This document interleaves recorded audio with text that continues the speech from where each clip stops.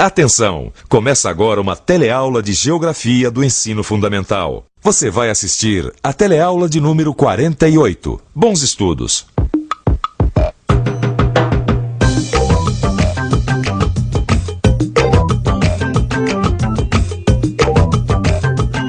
Nas últimas teleaulas, você tem conhecido alguns países que, juntamente com outros, formam blocos econômicos que disputam o mercado mundial. É o caso, por exemplo, dos países da Europa, com a União Europeia, dos países do Pacífico, conhecidos como os tigres asiáticos, e também dos países da América do Norte com o NAFTA. Em todos esses casos, o que cria a unidade, a coesão desses blocos, além dos fatores geográficos, são os interesses políticos e econômicos. Hoje, você vai conhecer alguns países que têm também como elemento unificador uma poderosa religião. Na teleaula de hoje, você vai estudar o mundo islâmico, uma vasta região que se estende do norte da África ao Paquistão. Vai conhecer sua localização estratégica e a importância da sua produção de petróleo para a economia mundial. Finalmente, vai constatar a instabilidade política dessa região e o papel do islamismo como seu elemento unificador.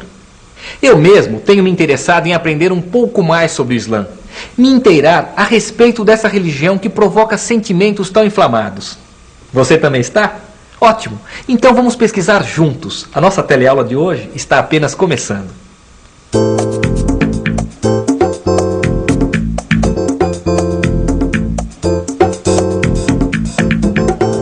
Você sabe o que é islamismo?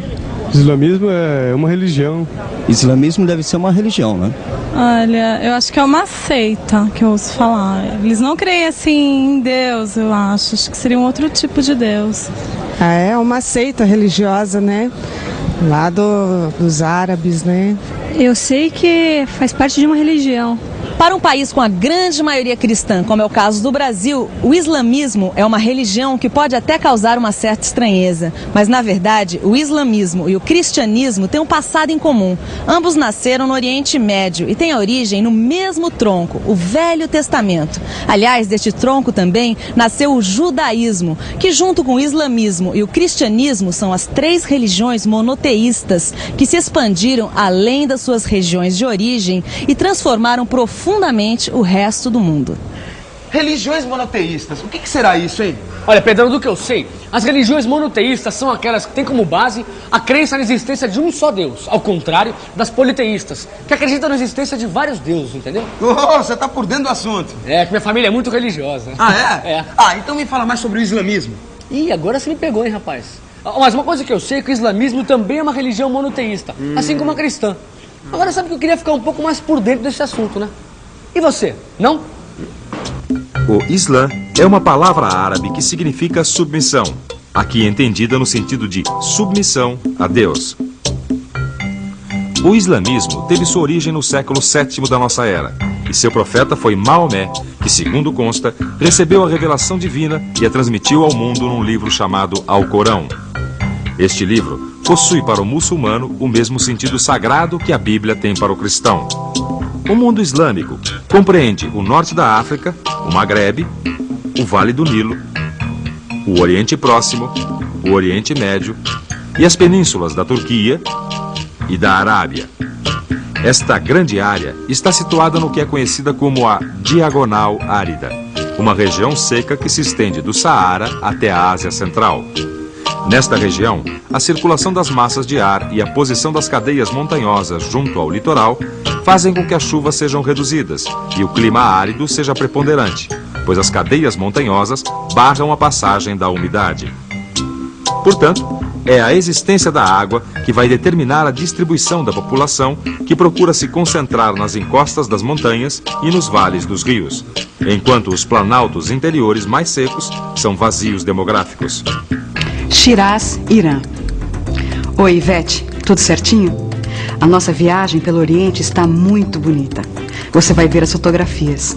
Tem cada monumento antigo aqui que até parece coisa das 1001 Noites. Mas é um calor danado e a religião é muito rígida. Imagina que outro dia eu saí de calça comprida na rua e parecia até que eu vinha de outro planeta, pelo jeito que as pessoas me olhavam. Abraços e até a volta.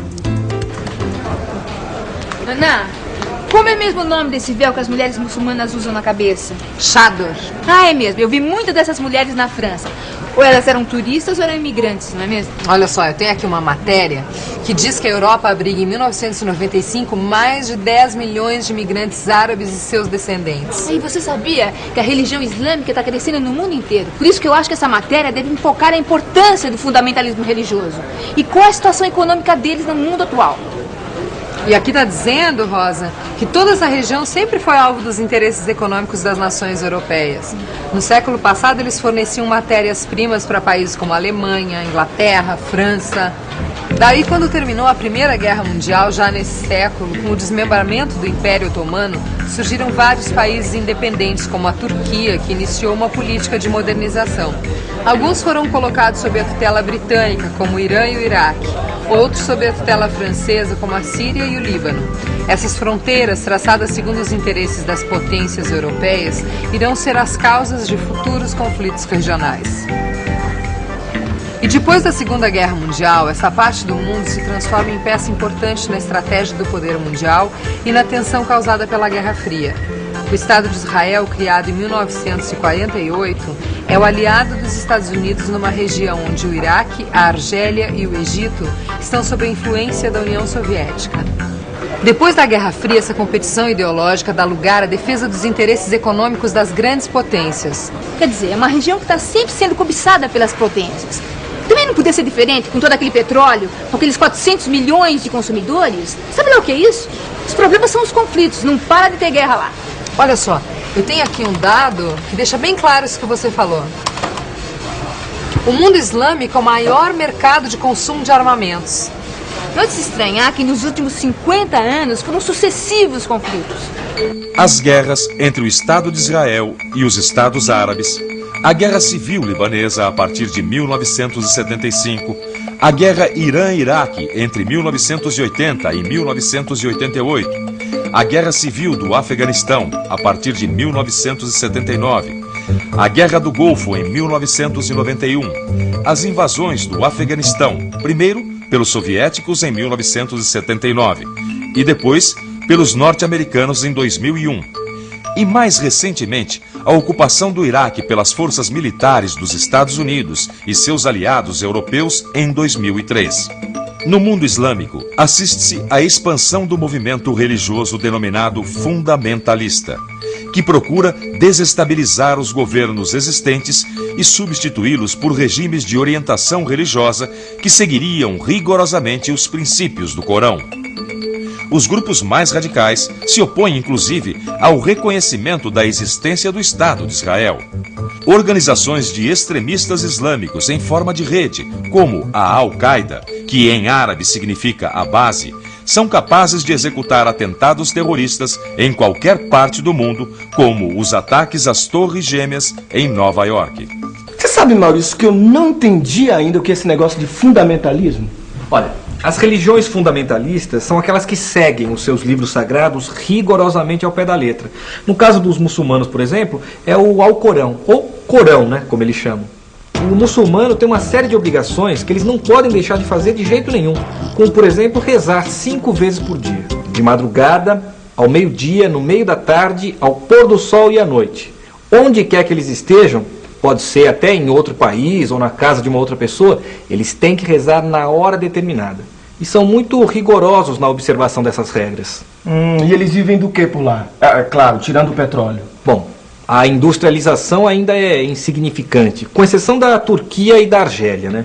Agora, os outros países ainda dependem bastante da agricultura e da pecuária. Agricultura, com toda aquela região árida? Pois é. Mas eles aproveitam bem as faixas litorâneas, né?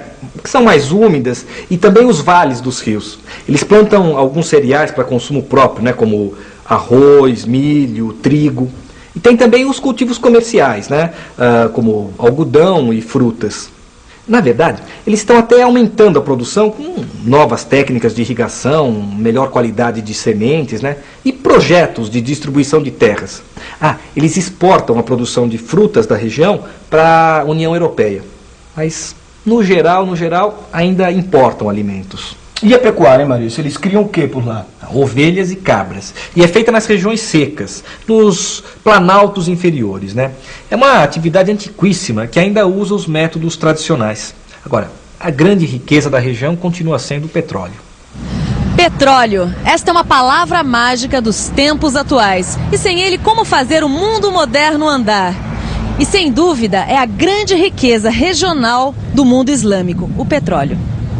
O Golfo Pérsico é geologicamente uma região privilegiada em termos de petróleo, pois graças a uma depressão sedimentar em relação ao Planalto da Arábia e às montanhas da Turquia, ela acumula nada menos do que 65% das reservas mundiais de petróleo. Esse petróleo é exportado em bruto, por meio de oleodutos que cruzam o deserto até o Mediterrâneo, ou em superpetroleiros, que se abastecem nos terminais do Golfo Pérsico.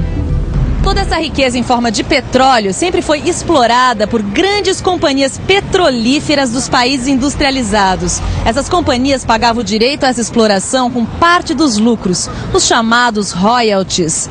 Depois da Segunda Guerra, as empresas norte-americanas também começaram a participar dessa exploração, que aumentou rapidamente devido ao início da produção da Arábia Saudita. Com o tempo, os países da região começaram a tomar consciência da riqueza que possuíam em seu solo. A partir daí, passaram a exigir mudanças nos critérios de exploração. Foi o caso do Irã, que em 1951 nacionalizou a indústria de petróleo. Em 1960, 5 países produtores, a Arábia Saudita, o Iraque, o Irã, o Kuwait, países do Oriente, e a Venezuela da América do Sul, organizaram-se para fazer frente à redução do preço do petróleo e criaram a Organização dos Países Exportadores de Petróleo, a OPEP, com o objetivo de coordenar ações conjuntas nas questões relativas ao petróleo. Mais tarde, a adesão de novos parceiros fortaleceu ainda mais a OPEP. E a OPEP ficou tão forte que chegou a decretar um embargo no fornecimento do petróleo aos países ocidentais. Foi por causa de Israel, não foi? Foi. Na verdade, esse embargo do petróleo foi uma represália pela expansão territorial de Israel depois da Guerra de 73 contra a Síria e Egito. Tá aqui, ó, quer ver? Olha só, eles elevaram o preço do barril do petróleo de 5,11 dólares para 11,65 dólares na época. E teve um novo aumento em 1979. Foi a famosa crise do petróleo da década de 70. Exatamente. Os países que mais sofreram foram os países que não tinham petróleo, como os países europeus, que tiveram que se adaptar às novas condições. A partir daí, o preço do petróleo vem caindo e quem tem lucrado com os negócios do petróleo são as empresas multinacionais. Bom, Rosa, acho que a gente já tem bastante material. Agora é preciso organizar. Bom trabalho. Tel Aviv, Israel. Oi, Ana. Estou adorando a experiência aqui no kibbutz. É uma vivência comunitária que acaba enriquecendo a gente. Aqui a gente fica longe da agitação urbana. Mas Israel é um dos países mais modernos da região, com muitas indústrias, algumas inclusive de alta tecnologia. Também é o único país não islâmico nesta parte do mundo. Já viu que isso é uma das causas dos conflitos da região. Por aqui, religião é caso sério. Você respira tensão no ar. É mesmo, hein? Mas que força que tem a religião naquela parte do mundo, rapaz. Eu também não conhecia muito bem o poder do fundamentalismo islâmico. Olha, essa matéria me ensinou muito. Por isso que é bom a gente ficar ligado em tudo que acontece no mundo, gente. É. Agora, bom também é a gente fazer uma boa revisão pra ver se a gente guardou bem tanta informação. É isso aí. Não é verdade? E atenção, se liga aí, que é hora da revisão. Na teleaula de hoje, você conheceu melhor o que é o mundo islâmico, uma região de grande importância estratégica que se estende do norte da África até o Paquistão, e cuja unidade é dada pelo Alcorão, o livro sagrado do islamismo. Aprendeu que a grande riqueza regional é o petróleo, produto vital para a economia mundial, e que a ação conjunta dos países produtores pode alterar a produção e a comercialização deste produto, cujos lucros, entretanto, ainda são controlados pelas grandes empresas multinacionais. Viu por fim que o Estado de Israel é o único país não islâmico numa região em que a expansão do movimento fundamentalista islâmico vai aumentando a cada dia as tensões internas e a instabilidade política da região. Agora é com você. Aprofunde tudo o que aprendeu estudando o seu livro. E até a próxima.